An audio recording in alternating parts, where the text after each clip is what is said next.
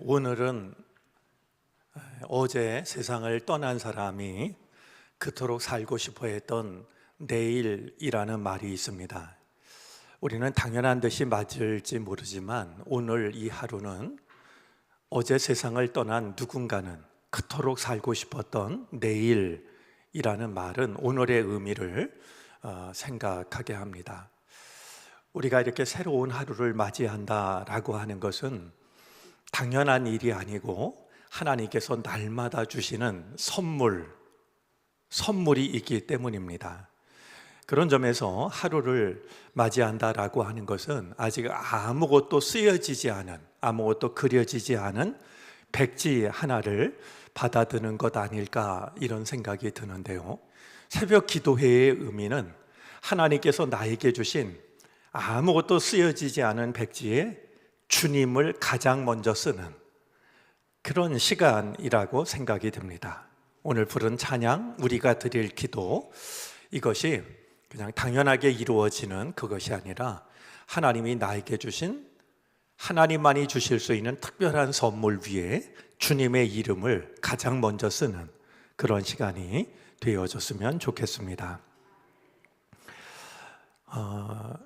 새벽 예배 시간을 아끼기 위해서 좀 하고 싶은 그런 말도, 그런 순서도 좀 생략을 하고 있는데요. 그래도 오늘은 좀 인사를 하고 말씀을 시작했으면 좋겠습니다. 우리 서로 옆에 있는 분들 고마운 마음으로, 격려하는 마음으로 건강하세요, 평안하세요, 우리 인사 좀 나누도록 하겠습니다.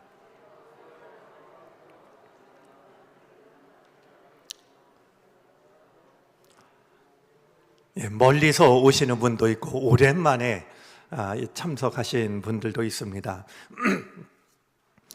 여러분들에게 2주간의 이 특별 새벽 기도회가 달리기로 하면 단거리일지 중거리일지 마라톤일지 모르겠습니다. 예전 신앙생활 하던 걸 생각하면 예전에는 40일 특별 새벽 기도회도 했고요. 한 달 새벽 기도는 좀 흔했던 것 같고요.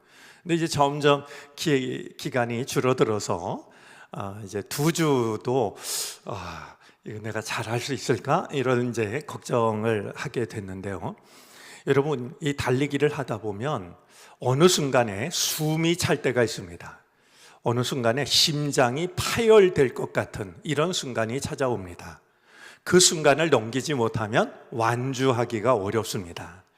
아마 이제 2주간 새벽 기도지만 그래도 이 시간을 지킬 때 마음이든 몸이든 이걸 어렵게 만드는 일들은 분명히 한두 번, 서너 번 찾아올 거라고 여겨집니다. 그 순간을 잘 이겨내시기를 바라고요.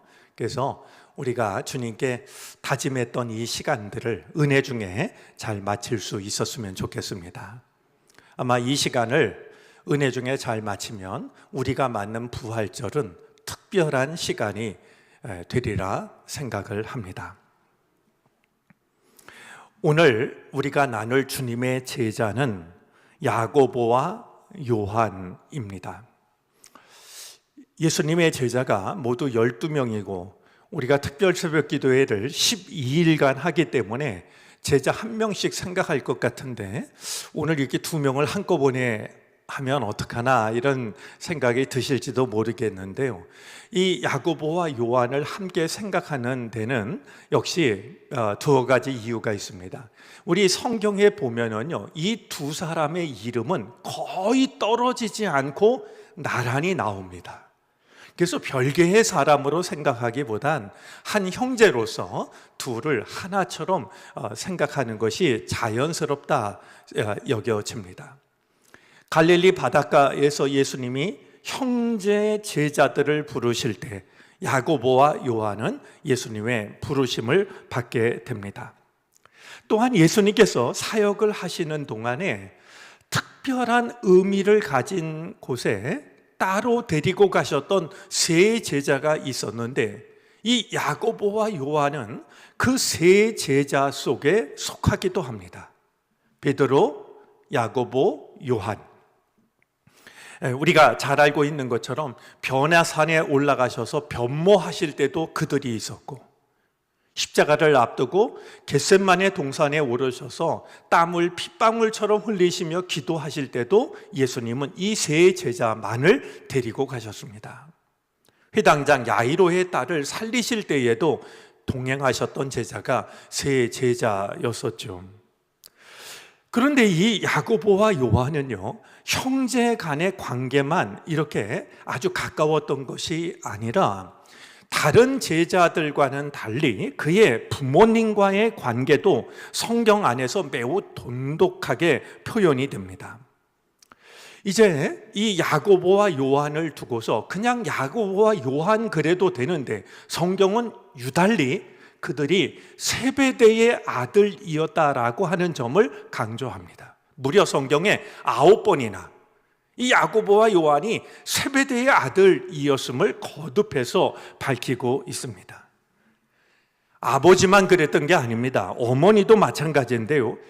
뭐라고 표현을 하냐면 세베대의 아들들의 어머니, 세베대의 아내가 아니라 세베대의 아들들의 어머니라는 표현이 이제 나오고 있는 걸 확인할 수 있습니다. 오늘 읽은 본문이 마태복음에서는 야고보와 요한이 예수님 옆자리를 부탁했던 것이 아니라 마태복음에 의하면 이 부탁을 하고 있는 사람이 바로 이 야고보와 요한의 어머니로 소개가 됩니다. 뿐만이 아니라 예수님이 십자가에 달려 돌아가셨을 때 제자들은 다 도망을 쳤지만 끝까지 예수님의 십자가 아래를 지킨 몇몇 여인들이 있었습니다. 우리 남자들은 좀 반성을 해야 된다라고 저는 생각을 하는데요. 뭐 대단한 것 같지만 말이죠. 결국은 다 도망을 쳤어요. 그런데 끝까지 십자가 아래를 지킨 사람들은 여인들이었습니다. 근데 그 여인들 중에 한 사람이 바로 이 야고보와 요한의 어머니였습니다. 또한 우리 성경 말씀을 보면은요, 누가복음 8장 3절 말씀을 보면 예수님의 사역을 도왔던 사람들 중에 누가 있냐 하면 무명의 여인들이 있습니다. 근데 이 여인들이 어떻게 예수님과 제자들이 복음 전하는 일을 도왔냐면 자신들의 소유를 가지고 섬깁니다. 살림살이를 하는 사람들이니까 말이죠. 전면에 나서서 예수님을 돕진 못했지만 그 사역을 할 때 드는 비용이 적지 않을 수 있는 거 아니겠습니까? 그래서 예수님의 사역을 자신들이 가지고 있는 소유를 가지고 도왔던 여인들이 있는데 이 세베대의 아들들의 어머니도 그들 중에 충분한 하나였을 것으로 짐작이 되는 겁니다. 그러니까 형제 간의 관계도 끈끈하고 부모님과의 관계도 끈끈했던 사람이 바로 야고보와 요한이었던 겁니다. 이 두 형제가 어떤 성품을 가진 사람인지를 짐작하게 해주는 말씀이 우리 공간 복음서 안에 몇 곳이 있습니다. 먼저 이 두 형제가 굉장히 다혈질이었다라는 걸 생각하게 합니다. 여러분, 이 두 형제에게는 예수님께서 별명 하나를 붙여주시는데요, 보아너게라는 별명입니다. 보아너게는 오늘 말씀의 제목이 된 천둥의 아들, 이런 뜻입니다. 우레의 아들이라는 뜻인데요, 이 이름을 봐서도 짐작이 됩니다만 실제로 그들이 굉장히 다혈질, 다혈은 이 많다 그리고 피 이런 뜻입니다. 그냥 울그락불그락 이러길 잘하는 다혈질적인 성품을 가지고 있었던 사람입니다. 예수님께서 십자가를 지시기 위해서 길을 가시는데 예루살렘을 향해서 가시는 것을 알고 사마리아 사람들이 예수님을 영접하지 않았습니다. 좀 따뜻하게 십자가의 길을 가시니까 좀 따뜻하게 맞이해 주었으면 좋았을 텐데 그리심산이 아니라 예루살렘으로 간다라는 것을 알고서는 예수님을 아주 냉대했어요. 그러자 화가 난 이 야고보와 요한이 말이죠, 예수님께 이렇게 말합니다. 주여, 우리가 불을 명하여 하늘로부터 내려 저들을 멸하라 하기를 원하시나이까? 주님, 얼마나 화가 나는지 말이죠. 하늘에서 불이 내려서 저들을 다 불살라 버리라고 하면 어떨까요? 이게 예수님의 두 제자가 예수님께 했던 말입니다. 예수님의 반응이 궁금하시면 누가복음 9장을 한번 보시면 좋겠는데요. 설마 그래라 그러셨겠습니까? 예수님은 그들을 돌아보십니다. 돌아보셨다라는 것은 생각의 방향이 달랐다라는 것을 전제하고 있고요. 그들을 꾸짖습니다. 생각이 전혀 다르셨던 것이죠. 아무튼 이런 일을 보면 이 두 형제가 굉장히 좀 아주 다혈질적인 형제구나, 이 생각이 드는 것이죠. 또 하나는요, 이 두 형제가 굉장히 배타적이었습니다. 이제 두 형제 중에 하나인 요한이 예수님께 이렇게 말합니다. 어떤 사람이 주의 이름으로 귀신을 내쫓는 것을 우리가 봤는데, 그러니까 어떤 사람이 예수님의 이름으로 귀신을 내쫓는 걸 우리가 봤는데, 그 사람이, 귀신을 내쫓은 그 사람이 우리를 따르지 않는 사람이라 하지 말라고 금했습니다.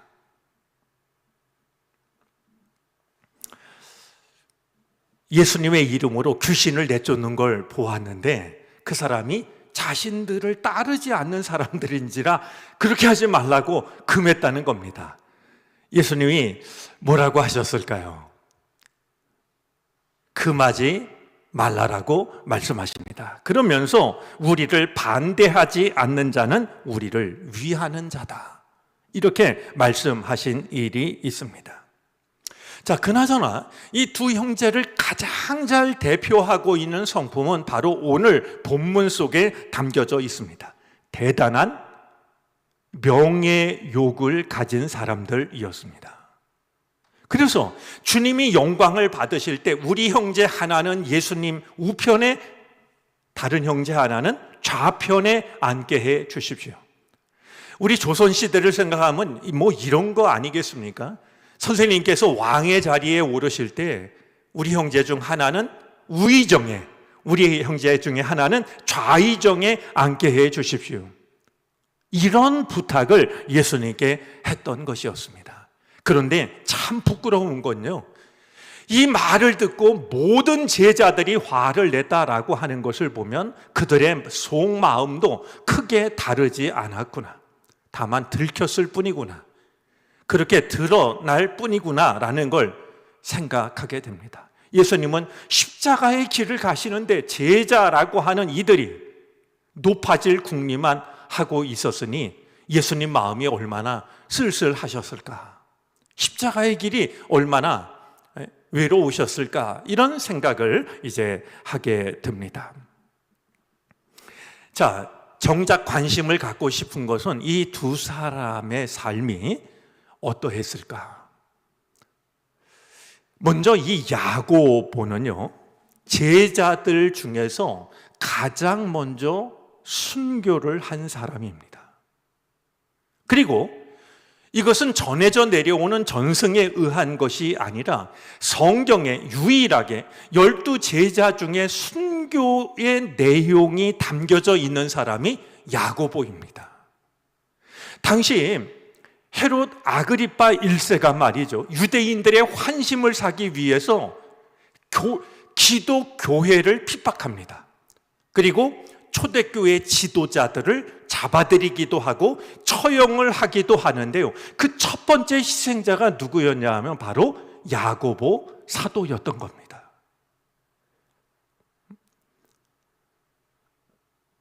유대인들이 반란을 일으키지 않도록 그들의 환심을 사기 위해서 교회를 핍박하고 지도자들을 처형하기 시작한 건데요, 야고보를 가장 먼저 희생제물로 삼았어요. 그 다음으로 죽이려고 했던 사람이 바로 베드로였었죠. 야고보와 관련해서 전해져 내려오는 교회의 전승이 있습니다. 이 야고보는 스페인 북부에서 복음을 전하다가 결국은 예루살렘에서 순교를 당하는데요. 이제 제가 몇몇 사도들 순교 당할 때 어떤 이야기가 있는지 말씀을 드리고 있는데, 이 야고보는 어떻게 순교를 당했냐 하면 참수를 당합니다. 목이 잘립니다. 그런데 이 참수당한 야고보의 시신을 실은 배가, 빈 배가 떠내려가다가 이 야고보도 복음을 전하기 위해서 다녀왔던 이베리아 반도에 도착을 하게 됩니다. 그런데 그의 몸이 하나도 상하지 않았는데요. 왜 그랬냐 하면 이 빈 배가 떠내려가는 동안 가리비가 배와 야고보의 온 몸을 덮고 있었기 때문입니다. 이 야고보의 시신이 이제 안치된 곳을 산티아고 대 콤포스텔라 성당으로 짐작을 하고요. 다녀오신 분이 혹시 계신지 모르겠는데 전 세계인의 순례지가 된 산티아고, 이 산티아고 순례길이 바로 야고보가 갔던 그 길을 따라가는 순례길이 됩니다. 산티아고를 나타내는 하나의 심볼이 있죠. 가리비인데요. 이 가리비도 그냥 우연히 생겨난 것이 아니라 바로 순교자 야고보의 온몸을 가리비가 덮고 있었기 때문에 이 가리비가 산티아고 순례길을 나타내는 상징이 되었던 겁니다. 산티아고라는 말도요, 이제 스페인어로는 산이라는 말은 성, 거룩한이라는 뜻이고요. 티아고는 야고보에 대한 존칭입니다. 그러니까 산티아고라는 이 말이 성 야고보를 기억하는 이런 의미를 담고 있는 것이 됩니다. 자, 그러면 그의 형제 요한은 어떤 길을 걸어갔을까요? 야고보가 12제자 중에서 가장 먼저 순교를 당한, 그리고 성경에 기록된 유일한 제자라고 한다면 그의 형제 요한은요, 예수님의 12제자 중에서 유일하게 순교를 당하지 않고 자연사한 사람입니다. 참 두 형제가 아주 대조적이지 않습니까? 형 야고보는 참수를 당해서 순교를 당했는데 이 요한은 순교를 당하지 않고 끝까지 살았으니까 말이죠. 그가 97세까지 살았던 것으로, 90세군요. 90세까지 살았던 것으로 이렇게 전해지고 있는데요. 왜 요한은 다른 제자들이 다 순교의 길을 갈 때 순교의 길을 가지 않았을까? 좀 비겁하지 않았나? 이런 생각이 들지도 모르겠습니다. 그런데요, 우리가 잊지 말아야 될 게 있습니다. 요한은요, 살아남는 게 순교였습니다. 오히려 요한도 형처럼, 다른 제자들처럼 순교 당하고 싶었을 겁니다. 근데 요한에게는 그러지 말아야 될 이유가 있었습니다. 저는 두 가지라고 여겨지는데요. 하나는요, 예수님께서 요한복음 19장에 의하면 십자가에 달려 돌아가실 때 십자가 아래에 있는 사랑하는 제자에게, 우리는 요한복음에 기록된 사랑하는 제자라는 이 말이 요한일 것으로 짐작을 합니다. 요한이 자기 이름을 적지 않았던 겁니다. 마치 누군가 딴 사람 얘기하듯이 자기를 드러내지 않았던 건데요. 이 요한에게 뭐라고 말씀하냐 하면, 보라, 네 어머니시다. 예수님 돌아가시는 모습을 보고 정말 슬픔을 이기지 못하는 예수님의 어머니가 십자가에서 눈에 띄었던 겁니다. 어머니를 두고 죽어야 하는 아들의 마음이 얼마나 괴로웠을까요? 그때 사랑하는 제자에게 이분이 너의 어머니시다, 이렇게 예수님의 어머니를 사랑하는 제자에게 맡겼던 겁니다. 자, 이어지는 말씀을 보면은요, 그때부터 그 제자가 그 어머니를 자기 집에 모셨다. 요한도 순교당하고 싶었을 겁니다. 그러나 예수님께서 맡겨주신 일은 예수님의 어머니를 예수님 대신에 모시는 일이었습니다. 다른 사람이 볼 때는 그저 자기 하나 살려고 이런 말들 왜 안 했을까요? 왜 안 들려왔을까요? 요한도 얼마든지 형처럼 다른 제자들처럼 마지막 피 한 방울까지 주님을 위해 흘리고 싶은 마음이 컸을 겁니다. 그러나 예수님께서 남겨주신 마지막 당부, 너의 어머니시다. 내가 나의 어머니를 너에게 맡긴다. 이 예수님의 말씀을 마음에 품고서 다른 사람이 뭐라고 하든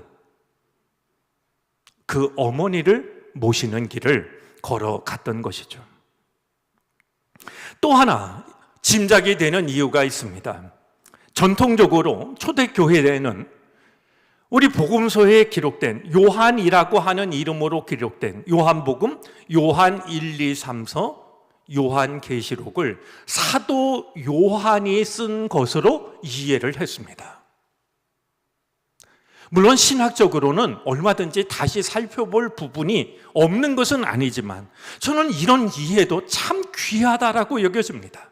여러분, 제자들이 하나씩 둘씩 다 순교의 길을 걸어갈 때 이 요한은 예수님의 어머니를 모셔야 하는 그 일도 주어져 있거니와 저 제자들이 말하지 못하고 떠난 예수님에 관한 이야기를, 예수님에 관한 복음을 누군가는 남겨야 되지 않을까? 예수님 가장 곁에서 예수님을 지켜본 누군가가 예수님의 이야기를 남겨줘야 후대 사람들은 예수님을 알게 되고 예수님을 믿게 되는 건 아닐까? 요한에게 있어서는 순교 당하는 그 길을 걷지는 않지만 어쩌면 낮에는 예수님의 어머니를 모시고 예수님의 어머니가 잠들어 계시는 밤중에는 깨어가지고 말이죠, 한자 한자 기억을 더듬어 가면서 예수님에 관한 이야기를 적고 또 적지 않았을까? 그 결과 우리에게 예수님이 어떤 분인지를 알 수 있는 이 복음의 말씀이 전해질 수 있었던 것은 아니었을까 하는 생각을 해보게 되는 겁니다. 자, 한 제자는 천둥의 아들이라는 똑같은 이름을 받았지만 한 제자는 뜨겁게 가장 먼저 목이 잘리며 순교의 길을 걸어가고 또 한 제자는 다른 사람이 볼 때는 비굴해 보였을지 모르지만 묵묵히 그 모든 것을 이겨내면서 예수님이 마지막으로 부탁하셨던 당부의 말씀을 지키고 그 예수님이 어떤 분이었는지를 기록으로 한자 한자 남기는 그 길을 걸어갔으니 모양은 달랐지만 두 형제 모두 천둥과 같은 사람들이었다. 여러분, 천둥이 어떤 의미가 있을까요? 가장 큰 의미는 큰 울림 아니겠습니까? 이 천둥이 치면 온 세상 사람 마음이 다 같아진다고 그래요. 이 두 사람 다 큰 울림을 주는 천둥의 아들로 살아갔던 것입니다. 우리가 걷는 길이 서로 다를 수 있습니다. 야고보와 같은 순교의 뜨거운 순교의 길일 수도 있고 요한처럼 오래도록 살아남는 길일 수도 있습니다. 목회자의 길일 수도 있고 교인의 길일 수도 있습니다. 앞장서서 일하는 길일 수도 있고 뒤에서 돕는 길일 수도 있습니다. 하지만 우리의 소원은 한 가지, 같은 소원이었으면 좋겠습니다. 어떤 것을 선택하든 큰 울림을 줄 수 있는, 아무런 울림이 없는 그런 믿음이 아니라 누군가에게 큰 울림을 남길 수 있는, 우리가 그 사람을 꿈꾸게 될 때 우리가 어떤 것을 선택하든지 우리도 주님의 참 제자가 될 수 있을 겁니다. 오늘은 보아너게 천둥의 아들이라는 별명을 가진 야고보와 요한을 우리가 생각하면서 우리도 어떤 것을 선택하든지 큰 울림을 남기는, 큰 울림을 주는 주님의 제자가 되자, 이 선한 다짐 하나는 마음에 품기를 바라고 그 다짐을 꼭 이루어 갈 수 있는 우리 모두가 되어질 수 있기를 바랍니다. 기도드리겠습니다.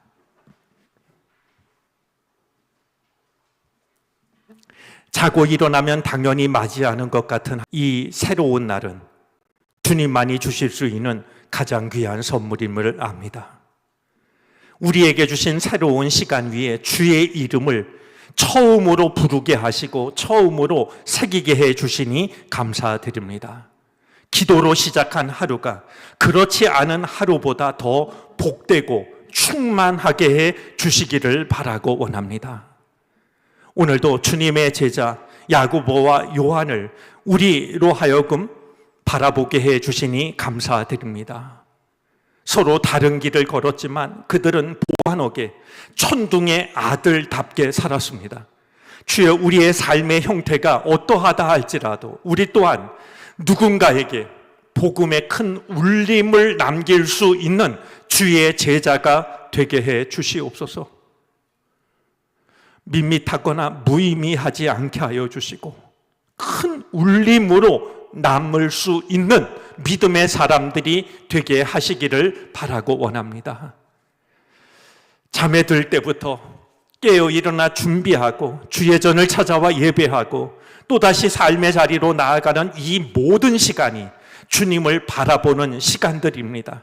주여, 이 모든 시간 우리가 주께 바쳤던 모든 기도를 주께서 더욱 귀 기울여 들으시고 응답하여 주시옵소서. 특별 새벽기도의 시간을 통하여서 십자가의 은혜를 경험하게 해 주시기를 바라고 원합니다. 우리를 죄와 절망에서 건지시고 우리에게 영원한 생명을 주시는 그 놀라우신 은혜를 경험하게 해 주시옵소서. 오늘도 우리에게 새로운 날 주시고 새로운 날 주님 앞에서 시작하게 하셨사오니 주님 안에서 살아가는 복된 날이 되게 해 주옵소서. 우리의 기도가 닿는 모든 이들에게도 같은 은혜를 내려 주옵소서. 정성된 마음으로 예물을 바치는 모든 손길들을 기억하여 주시고 그 손을 축복하여 주시고 그 가정과 하고 있는 모든 일들을 은혜로 채워 주옵소서. 어려운 이웃들을 기억하는 이 따뜻한 마음 위에 주의 사랑을 더하여 주시사 우리로 인하여 세상이 살아나는, 세상을 살리는 은총의 숲을 꿈꾸는 우리 모두가 되게 하시옵소서. 지금은 우리 구주 예수 그리스도의 크신 은혜와 하나님 아버지의 무한하신 사랑하심과 도우시며 이끄시는 성령의 은총이 이른 새벽 주의 전을 찾아와 허락하신 하루를 믿음으로 시작하는 모든 주님의 백성들 머리 위에 이제로부터 영원토록 함께 계시옵기를 간절히 축원하옵나이다. 아멘.